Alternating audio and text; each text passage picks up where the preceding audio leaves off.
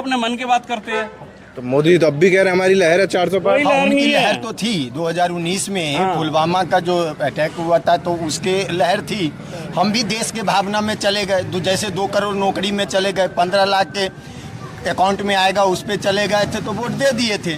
और ये मनोज तिवारी जो आप कहे 14 में दिए 19 में दिए, इस बार क्यों नाराज है? मनोज तिवारी जी 14 में आए थे, बोले थे हम पूर्वांचली हैं और पूर्वांचली के लिए हम लोग ने उनको वोट किया। लेकिन आप पूरे विधानसभा घूम लीजिए, पूरे लोकसभा घूम लीजिए, अगर मनोज तिवारी सांसद रह के किसी पूर्वांचल के लिए काम किया हो, किसी पूर्वांचल के तीज त्योहार छठ पूजा जैसे त्योहारों में उन्होंने जमुना में रोक लगवा दी, तो ऐसे आदमी को किस उससे वोट करें? बिजली का मीटर उन्होंने काम नहीं किया। पूर्वांचल इस अनऑथराइज कॉलोनी में रहता है, 95% बुराड़ी के कॉलोनी अनऑथराइज है और पूर्वांचल यहाँ 25-50 गज में रहता है। मनोज तिवारी ने घर में अंधेरा करने का काम किया है और इस बार जनता उसको यहाँ से अंधेरा करके भेजेगा, अंधा करके भेजेगा। 1 मीटर लगाने के क्षेत्र में प्रचार करने आए मनोज तिवारी जी आजकल तो वो और इतना टिकट बांट दिए हैं बुराड़ी में, 60 निगम पार्षद, 20 विधायक दे दिए। प्रचार करने आए? हाँ आए हैं, उनके कुछ चंपाटू भी आए हैं। हाँ रोज आते हैं, गली में लेटे हुए हैं। हमको भी कल फोन आया था कि आप मनोज तिवारी का ज्वाइन कर लीजिए। हमने देखिए, हमको हमारा कैरियर राजनीति नहीं है, मेरा कैरियर राजनीति नहीं है, चुनाव नहीं लड़ना है। हमारा कैरियर हमारे क्षेत्र और मोहल्ले में जो विकास करेगा वही है। लेकिन आप बोल तो बिल्कुल नेताओं की तरह रहे। नहीं, नेता हम है ही नहीं। मेरा कैरियर, मैं एक मजदूर आदमी हूँ। मेरा गली मोहल्ला, पानी, सड़क, बिजली, स्कूल यही सब बने। हमारा बच्चा केंद्रीय विद्यालय का सपना हमने अपने बेटे को दिखाया था 2014 में। मेरा बेटा 11वीं में क्या सपने देखे थे 2014 में जो 24 में अधूरे? यही तो कह रहे हैं, जो 2014 में मैं सोचा था, जो नॉर्थ ईस्ट में आके मनोज तिवारी बोले थे, जो हम जीतेंगे तो केंद्रीय विद्यालय बनाएंगे। डीडीए से जमीन भी मिला, पूरा का ढेर है भाई साहब आज का। और 2014 से अभी तक मेरा बच्चा 11वीं में चला गया, अगले साल ये 12वीं में जाने वाला है।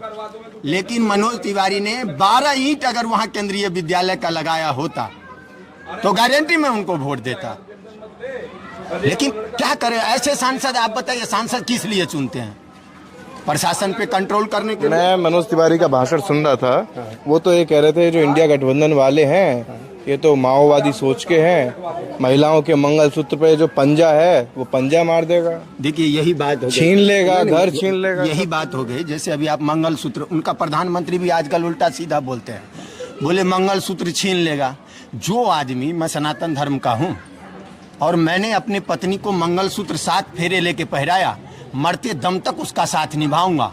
ये सनातन में पंडित जो पूजा करवाते हैं, शादी करवाते हैं, वो बोलता है जो व्यक्ति मंगलसूत्र पहरा के अपने पत्नी को छोड़ दिया है वो मंगलसूत्र पे ज्ञान ना दे।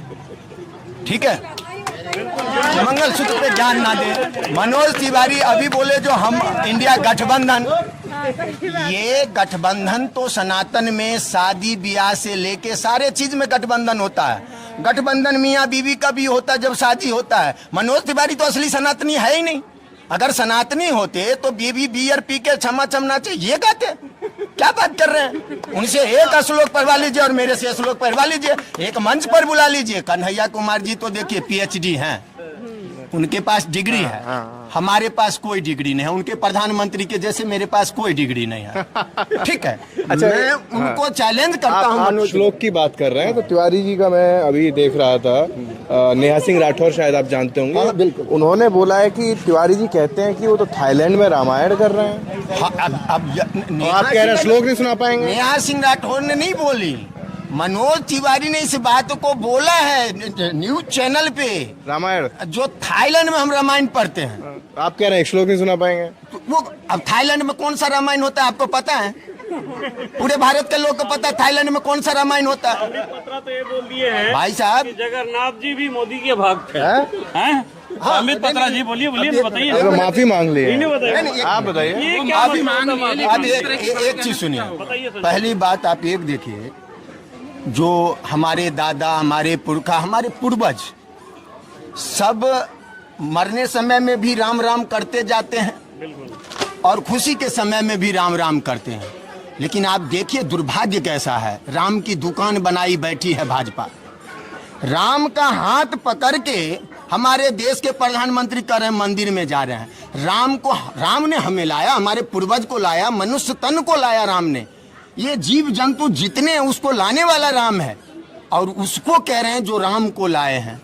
हम उनको क्या मतलब ये विडंबना है, सनातन का मजाक बनाने का। देश में अभी शंकराचार्य कितने साल का पद्धति है शंकराचार्य का? आप न्यूज एंकर हैं तो आप बताइए। 250 साल का पद्धति है सनातन का, जहां से उत्पन्न हुआ है सनातन का, उसके मठाधीश हमारे शंकराचार्य हैं।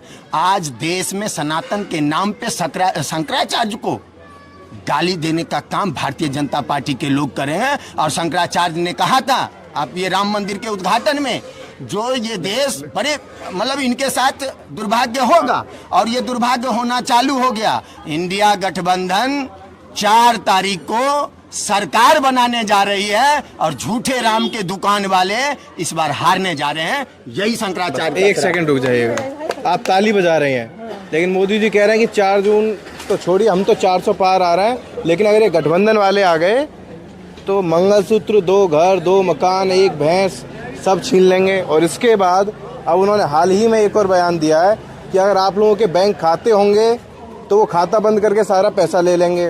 अगर आप लोगों के घरों में बिजली होगी तो अंधेरा कर देंगे। और इसके अलावा जो मोदी ने घर घर पानी पहुंचाया है, उसकी ये गठबंधन वाले टंकी भी खोल ले जाएंगे। पहुंचाए हैं केजरीवाल पहुंचाया है, मोदी जी नहीं पहुंचाया है। केजरीवाल पहुंचाया है। कौन बढ़िया नेता है? केजरीवाल सबसे बढ़िया केजरीवाल। क्यों भाई उन्हें पानी बिजली हमें फ्री दी गरीब आदमी। 1,000 रुपये मिलेगा, 1,000 रुपये महीना के बाद। 1,000 रुपये। आप कहाँ रहते हैं? नहीं रहती मैं 9 नंबर में। केजरीवाल बढ़िया लगता है? हाँ जी। ये अब बढ़िया लगता है शुरू से ही? शुरू से इधर जब से हम आए हमने वोट डाली है, और हमें तो अच्छे लगते हैं कि हमारे जो देखो बिजली पानी फ्री दिया है हमको, धन्यवाद करते हैं उनको। इस बार क्या लग रहा है लोकसभा चुनाव में कौन जीतेगा? अब ये तो पता नहीं कौन जीतेगा। वही जीतेंगे केजरीवाल। आप क्या सोचकर वोट डालेंगे ये बताइए? आप क्या सोचकर वोट डालेंगे? वही डालेंगे जो डांटते आए। क्या सोचकर? केजरीवाल के देने करेंगे तो ना देंगे थोड़े। सिर्फ केजरीवाल? मोदी अच्छा ही लगते? मोदी अच्छा ही लगते? मोदी अब बुढ़ा हो गए, बुढ़े हो गए, अब मरने वाले हैं वो भी हमारे जैसे है। मोदी जी तुम्हारे ऐसे? और क्या हमारे जैसे ही है वो भी। वो तो ये कहते हैं मैं विजन लेके चल रहा हूँ, अभी 5 साल तो अभी और राज करना है। 2047 का उम्र बचा हुआ है। 1 साल मोदी जी का 1 साल बचा हुआ है, माने 75 के हो जाएंगे। 75 को तो ऐसे रिटायर कर गए। लेकिन मना कर रही है बीजेपी की, रिटायर नहीं होंगे। बड़े बड़े नेता कह रहे हैं कि वो 2029 में भी आएंगे। उन्होंने बनाए हैं ये 75 साल के जो नेता उसको हटा। उन्होंने सही कहा, उन्होंने कहा 75 पे। ये तो दूसरे पार्टी वाले ने नियम नहीं निकाला। अडवाणी जी के लिए नियम किसने निकाला? मुरली मनोहर जोशी जी के लिए नियम किसने निकाला? मोदी जी ने निकाला। अगर नैतिकता के आधार पे प्रधानमंत्री जी को थोड़ी सी हया बची हो भारत के लिए, तो उनको 75 में रिटायर ले लेना चाहिए, क्योंकि उन्होंने आडवाणी जी जैसे नेता को, मुरली मनोहर जोशी जैसे नेता को रिटायरमेंट दिए थे। अब कह रहे हैं कि मैं 29 तक रहूंगा। भाई साहब, उनका एक भाषण में सुन रहा था, बोले 70 साल के बुजुर्ग को 5 लाख का इलाज फ्री करूंगा, ये आपका बेटा करेगा। आयुष्मान आपका बेटा करेगा। 70 साल के बुजुर्ग का 74 साल का बेटा, ये पहली बार सुना हूँ। ये बड़ा मतलब देखिए क्या विडंबना है भाई साहब। किसके, मैं तो लग रहा है जो मानसिक रूप से देश तो बीमार करने के लिए भारतीय जनता पार्टी है। अगर मानसिक रूप से सच, मैं कहाँ बुरा बोल रहा हूँ? आपके साथ चलते और लोगों के पास भी चल रहे हैं, बोले। ठीक। मानसिक रूप से अपना नाम बता दीजिए। मेरा नाम संजय राय है। अभी उन्होंने कहा जो भैंस खोल लेगा, आपने कहा जो भैंस, अभी आप पूछ रहे थे। एक बात बताइए, 60 साल कांग्रेस ने राज की, उनके पास चल रहा है। हाँ, बोलते रहो। 60 साल कांग्रेस ने राज किया, और 60 साल में किसका भैंस खोल लिया? सरकार भैंस खोलने की काम करती है। ये कहीं से तुक लग रहा है। तो विपक्ष पूछ रहा है हम बांधेंगे कहाँ इतनी भैंस? मैं वही मैं कह रहा हूँ, तो भाई साहब गजब है। कुछ भी बोल देते हैं। अभी इतना दिन कह रहे थे कट्टर हिंदूवादी नेता, कट्टर हिंदूवादी नेता, इस बार काम नहीं आया। तो बनारस में कह रहे हैं मैं तो ईद में मेरे घर पे बचपन में बड़ा बिरयानी आया करता, जैसे नवाज हुसैन का खा गया। बनारस में उन्होंने ये कहा था कि अगर मैं हिंदू मुस्लिम करूंगा तो मैं सार्वजनिक जीवन में रहने लायक।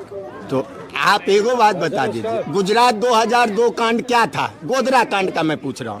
सार्वजनिक जीवन से अटल जी बोले थे, अटल बिहारी वाजपेयी जी ने बोला था सार्वजनिक जीवन से अटल जी बोले थे जो राजधर्म का पालन करो।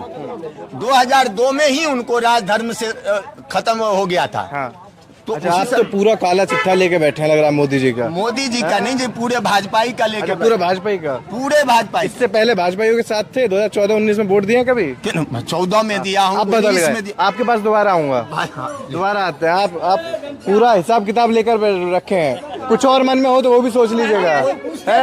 मैडम क्या लग रहा है इस बार कौन जीत रहा है? इस बार गठबंधन। आप अंदर थी क्या? तो सच्चाई बोल रहे हैं। हाँ, इसीलिए आप बोल रहे हैं। हम तो सोचे हम पब्लिक से बात कर रहे हैं, यहाँ आसपास बात करते होंगे तो क्या लग रहा है माहौल? माहौल सही लग रहा है। गठबंधन कन्हैया कुमार।